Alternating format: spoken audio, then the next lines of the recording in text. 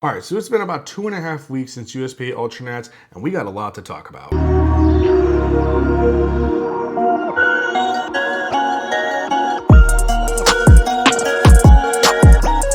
What's up, guys? Welcome back to the channel. Today we're going to be talking about what happened at USPA Ultranats. As you guys know, may or may not have known, I did compete at it, and I also was coaching and handling throughout that entire week. So before we get into the video, I do want to give a couple of shout outs. I want to give a big shout out to USPA for hosting one of the best nationals meets I have ever been to. It was very well ran. It was fun from day one all the way to day 5. Everyone had a great time.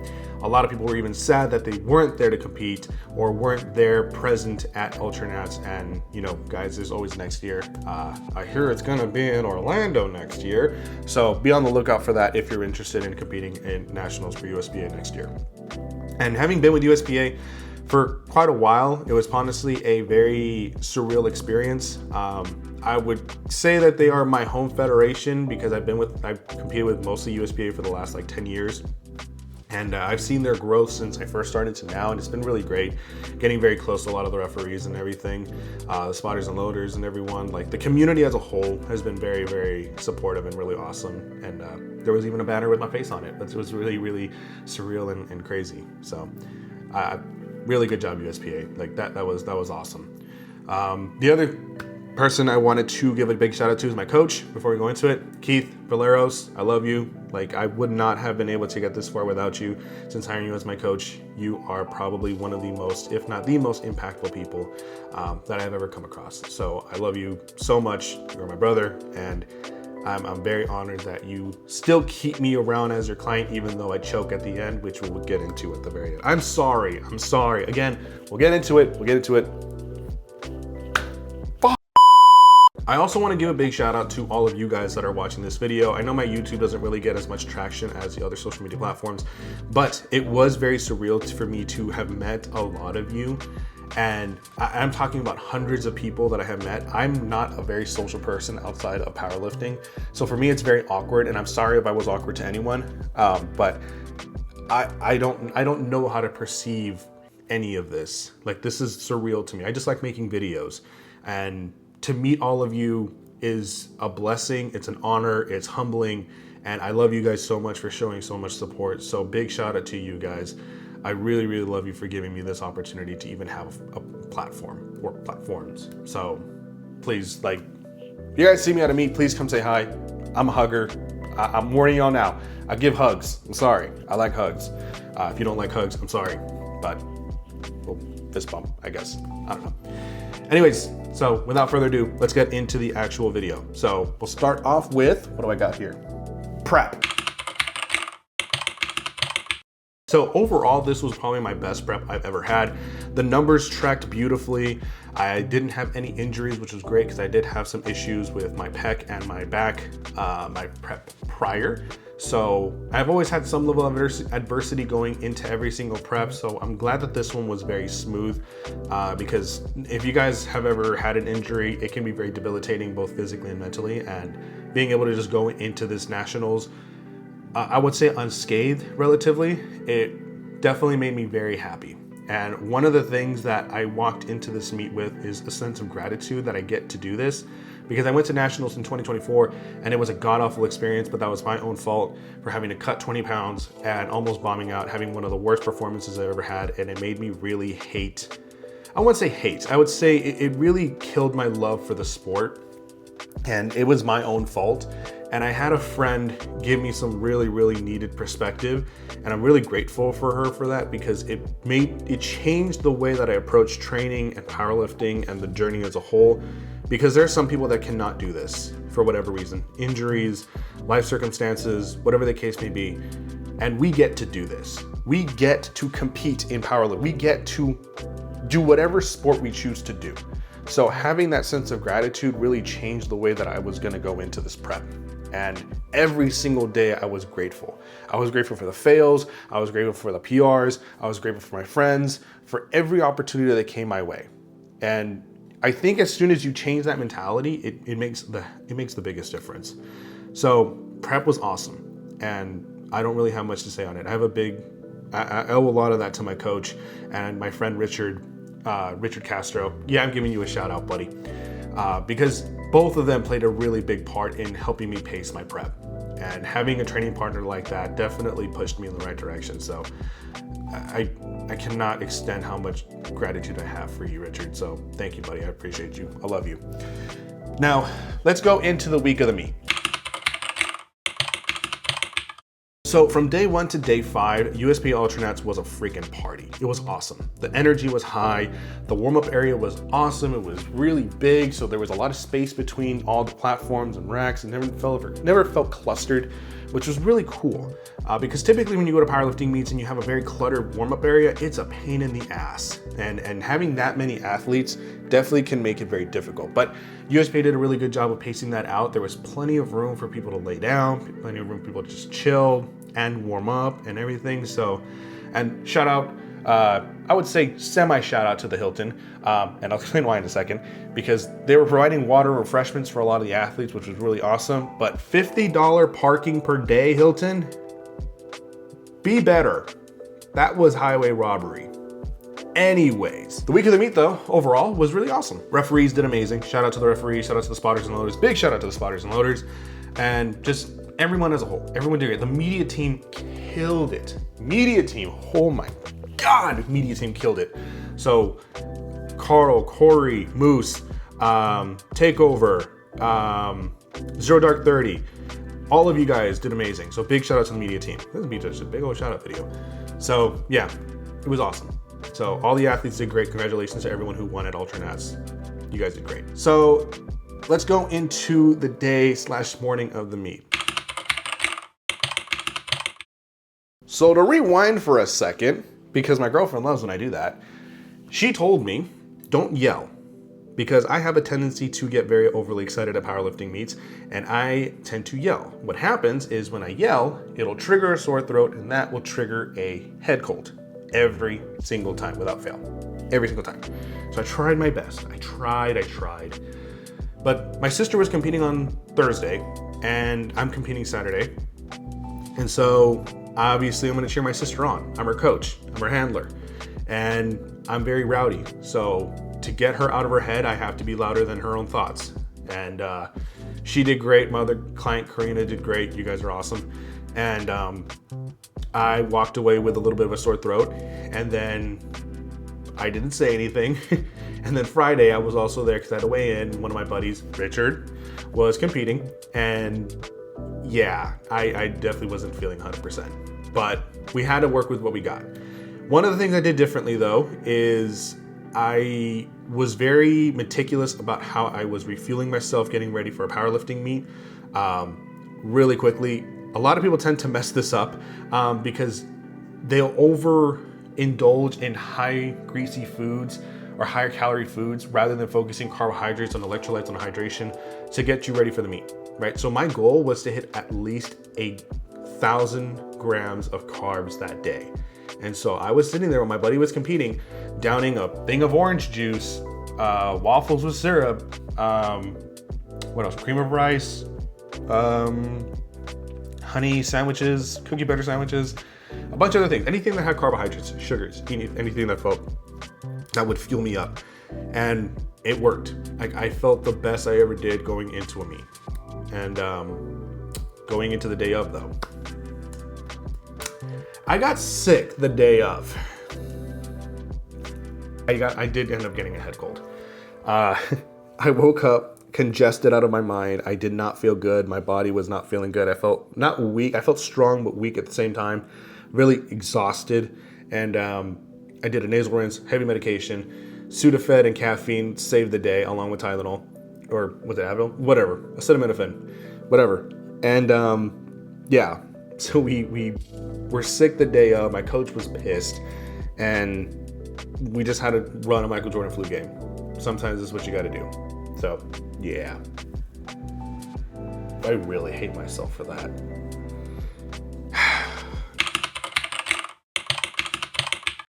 All right, so the actual performance of the meet. So we're already 10 minutes in the video. I have not stopped talking. Squat was good. That was probably my best squat performance ever. The only issue was I was really sinking into the floor. The floor was very squishy, and I had even brought my rack height down, and I still was having issues. But we went for 585 on the last attempt and it moved beautifully. RP 8.59. We definitely could have hit 595 that day, but we wanted to put our eggs in one basket for deadlift because that's the one that I train the hardest for. And then going into bench, I usually have issues with my lower back spasming and my pec giving out and having issues with that during prep and meet day, but I didn't have any this time. My mid back to low back had a lot of mobility. I was doing a lot of T-spine work, which was something my coach definitely harped on this prep, and it worked out beautifully.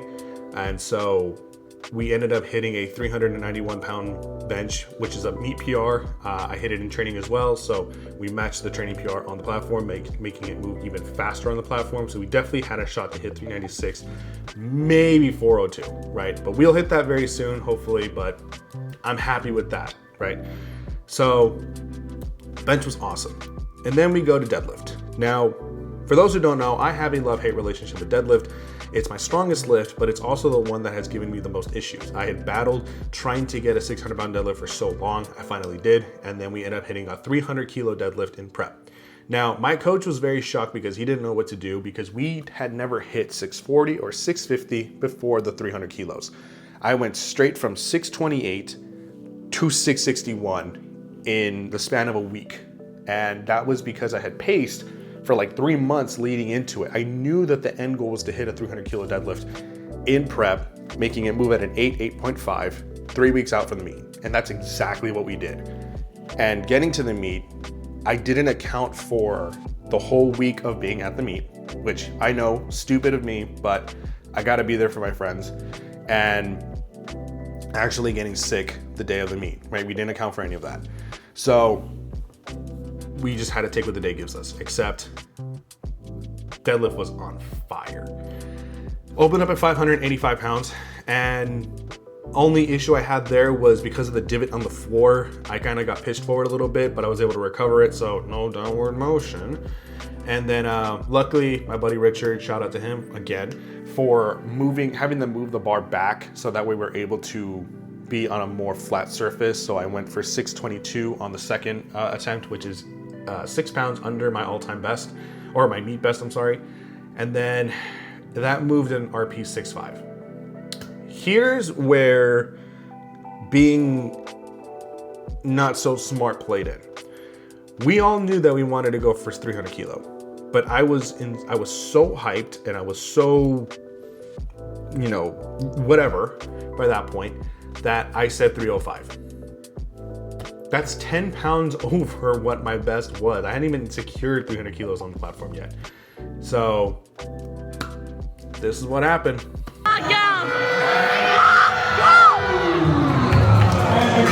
Okay, it's okay. Yeah, that stung. But live and learn. Sometimes you just make really bad decisions, and I know my coach was really pissed at me for that. Sorry, Keith. But we make the decisions, and just to even be able to feel 672 in my hands was pretty dope. But I know that I can hit 300 kilos and start making my way to a 705 deadlift. But overall, even with that aside, I had a great time. I was very happy that I got to meet a lot of people, a lot of online friends that I have never met in person before, and being able to just be with the community was really great. So that was the performance. We were 2 pounds away from hitting a 1,600 pound total. Is what it is. That's on me. Anything bad that happened was 100% on me. Like, I take full responsibility for everything that happened that went wrong. None of that had to do with my coach. None of that had to do with any of my athletes. No one else but me. So it is what it is. But still, really good time. Really, really good time. I'm gonna do a good and bad part of Ultra. And it's really not that much. I've made videos on this already. So the bad part of Ultra, or like the critiques, I should say, the criticism that I have of Ultra, the warm-up area, having to warm up with blues when all the other federations having you warming up with reds. That's about it there. Not really much to say on that. Just replace them. If we have the money for media teams, we have the money for kilo plates. But I've already talked to the president of USPA. He said that they're going to make that change very, very soon. So, hey, that's how criticism works. You take it and you learn from it. This isn't just coming from me. This is coming from the coaches and from the athletes. So yeah. Other than that, I would also say too, the lack of punishment for those that drop the bar on the spotters, that's kind of, come on guys. Like, this goes for the powerlifters. If you drop the bar on the spotters have every right to choose not to spot you anymore. At that point, you're on your own, because there's no reason, right? Unless you have a torn muscle that just popped off the bone, there's no reason. A cramp? No, sorry. Does not qualify that. Because if you can still go 3 for 3 on your deadlifts, then the cramp wasn't that bad, okay? So just stay with the bar. Just stay with the bar, plain and simple. So big shout out to the spotters and loaders for having to catch all those, and I'm so sorry for the ones that got injured because of that, because a couple people did get injured having to catch multiple hundreds of pounds of weight crashing down on them. So no, not catchable. It doesn't matter. Like, no spotter and loader should have to catch that much weight in general. The other criticism that I do have on Ultra is that USPA, along with other federations, need to all have a contesting system for high-level meets at nationals, regionals, etc. Because there are some calls that were made, and I get it, human error, but there needs to be a system to where coaches can make a challenge call on a bad red light or whatever the case may be. Because there was quite a few. There were people being called for their hips leaving the bench when we have multiple cameras pointing at the bench. Their hips didn't leave. There's also people saying there's also moments where people's lockouts weren't the same as when they started. Look, guys, this and this are the same thing. Nothing matters. If I'm pressing as hard as I can and my shoulder comes forward, that's because my shoulder rolled forward. It came out of position, but my elbow is still locked out. Okay, so sorry, that's a bad call. Argue with me if you want to, but there's just a lot of really, really bad calls that were out there. And I think there definitely needs to be a contesting system. So, sorry. The good parts of Ultra. The media team, absolutely amazing. I said it earlier, media team did amazing. The energy was really high. Yeah, it was just a really, really good meet as well. I was very happy with that. It was really awesome to see everyone having a great time from day 1 to day 5. And very memorable. Very, very, very memorable. I don't think I'm gonna forget that entire week. So, it was great. So what's next? So as you guys probably have seen or if you guys haven't seen the previous video, I am doing a Powerlifting America meet. Because my buddy yelled at me for this, Richard, you're being mentioned again. So my buddy Richard had brought up the idea of competing at a Powerlifting America meet, specifically the one that the owner of Exceed Performance, which is the gym we go to, is hosting in San Diego. So he suggested it and we talked about it. Owner brought it up to us and we agreed to do it. So we're just doing it for funsies, but I'm also using it as a means of redemption. I'm hoping I can break the 300 kilo deadlift on a stiff bar. I don't know how that's gonna go, but I'm still learning stiff bar because I'm not used to it. It's a very different technique. When it comes to that, I'll talk about that in the vlog that I'm putting up this next week. We're gonna see what's there. A lot of the members of Exceed Performance are competing at that one, so that's the only reason why we're doing it as well. It's just gonna be a very good community kind of thing for us to where we're able to compete all together and have a great time. That's all it is. But it also think is really ironic and really funny that my first stiff bar meet is a Powerlifting America meet. And I'm going to be a troublemaker that whole day. I want the IPF to really be pissed that I'm even like anywhere near them. Granted, yes, they are getting my money, but it'll be so worth it. But yeah, I hope I get my Article 14 ban. I'm gonna frame that. But other than that, not much to say. We're prep. I'm vlogging that and trying to take content a lot more seriously on this end of things. So yeah, that's where we're at. So with that being said, final thoughts on everything. Ultra was awesome. I'm really excited to see what USPA does next. And I'm hoping that they continue to push forward. I do hope that USPA does take this experience and continues to grow from it. I'm hoping lifting cast becomes a standard or at least something very similar to it, because we cannot keep being in the stone age of what powerlifting used to be. Powerlifting needs to continue to progress forward. Not just USPA, we're talking about every other federation. USAPL, PLU, ABS, Powerlifting America, IPF, like every single federation needs to get their shit together to continue to be the standards of what powerlifting can be. Because at the end of the day, we're all doing the same damn sport. So why do we have hundreds of different iterations of what the same sport's supposed to look like and so much you know, controversy between each one. Like, guys, it's freaking powerlifting. It's not that hard.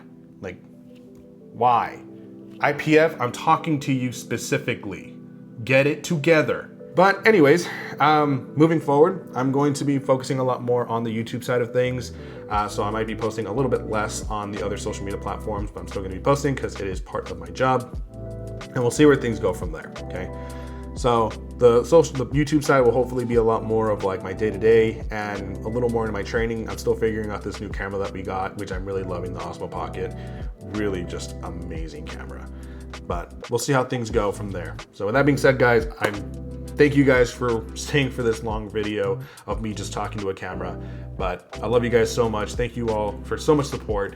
And as always, hit those PRs and I will see you on the platform and I'll see you guys in the next video. Love you guys.